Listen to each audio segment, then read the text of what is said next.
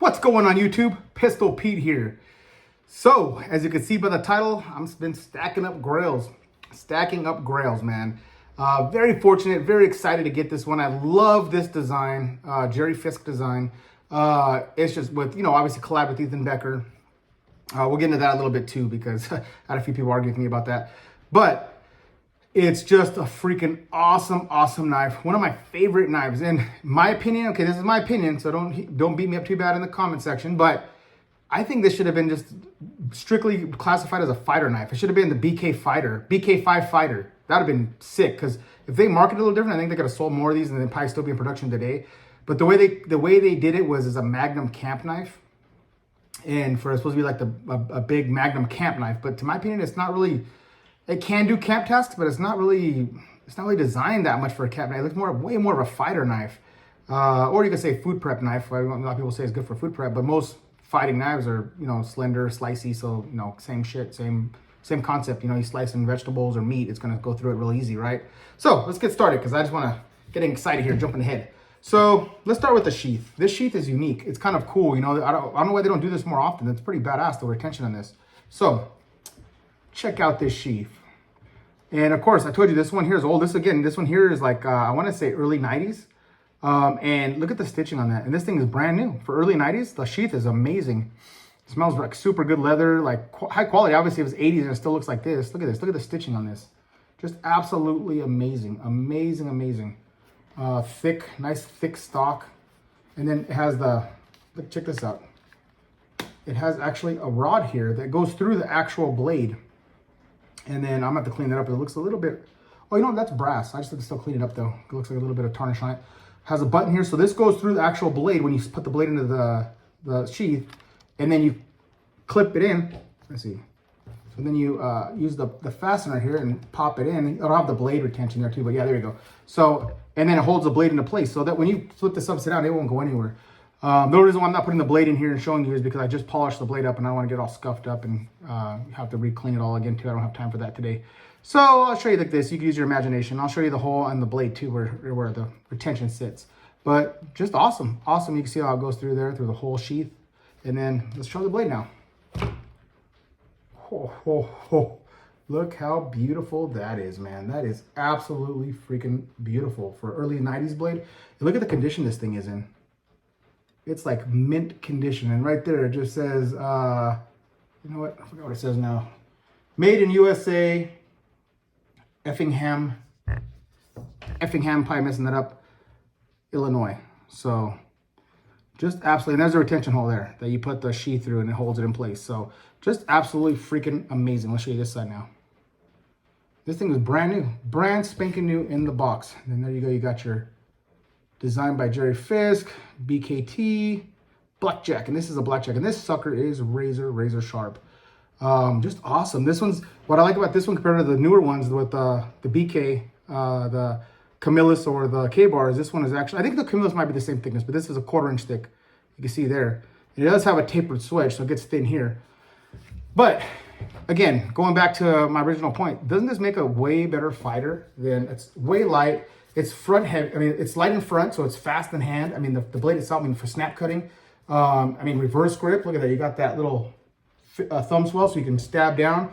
It's perfect for piercing because it has this tapered swedge. You can see there, it's tapered right here. It goes in right here. So when you stick it in something, it's going to slide right in. And then even Jerry Fisk himself said, he was saying that and also too, when you're slicing through rope or through anything, through flesh, through meat, through hide, it's going to go slide through because there's no resistance on the top now. It doesn't have to spread open wide. So it just glides right through whatever you're slicing. People were slicing rope, like the 1/2 inch thick ropes and thicker 1 inch ropes, and it was just going right through with no resistance. And again, does that call out fighter?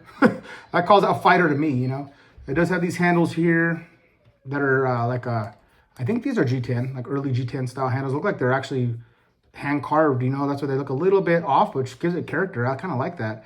It does have an awesome swell. It feels really good in the hand. It just melts into your hand. It's awesome. It does have that, again, the people that complain about that missing texturing, it is missing that on this. On this old ass one, I don't even know if you could put different scales on. I don't know if they're compatible like the new, the Becker and Camillus ones, but For me, I'm gonna leave it like this. This is a collector's item, right? This is a collector's original, and it's in, look at that, look at the condition.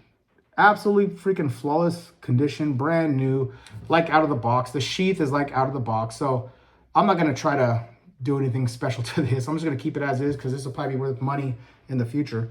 I did bring out my standard BK. This one here is the Becker K-bar. As you can see there to compare it, BK5. And you can see it's about the same size, almost identical. But the thickness, you can tell here, let me see if I can get that in here without slicing my hand open. So you can see there that the thickness of the stock here is thinner in this one than this one's thicker. So this one's like straight up 1/4 inch, this one's like 3/16. So this will be a little lighter in hand, more slicier probably because it's a little thinner. But it'll also be probably a little bit weaker because the tip and everything is a little bit thinner of a stock. So this will probably hold up a little bit more. But again, it's probably a wash because this is 440C steel, and this one here is the 1095 CV. So it might be a wash because this is a little thicker, but it's a little less of a steel. But if you heat treat 440C, it's pretty damn good though. It's pretty damn durable. And then of course, you know, K-bars, 1095 Crovan, it's just amazing. It's just awesome. And these freaking both have wicked edges. You know, these things are sharp as shit. So that's why I bought this one. And then I'm gonna do another video on this. I have 2 of these. Actually, I have 3 of these. But I just love this. I love this blade for, like, it's a good self-defense blade, a good blade to keep on your side, a good, again, for camping. I would say for camping, for meal prep.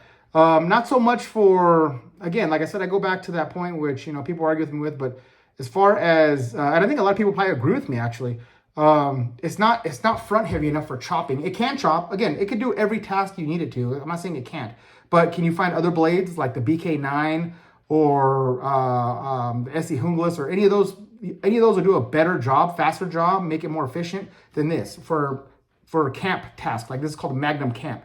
This should have been called a freaking Magnum fighter or a BK5 fighter, something like that, because it's super light in hand. It's super good for slicing and piercing. So I mean, to me, it's meant to be a fighter. Now for batoning, look out, it's a reduced.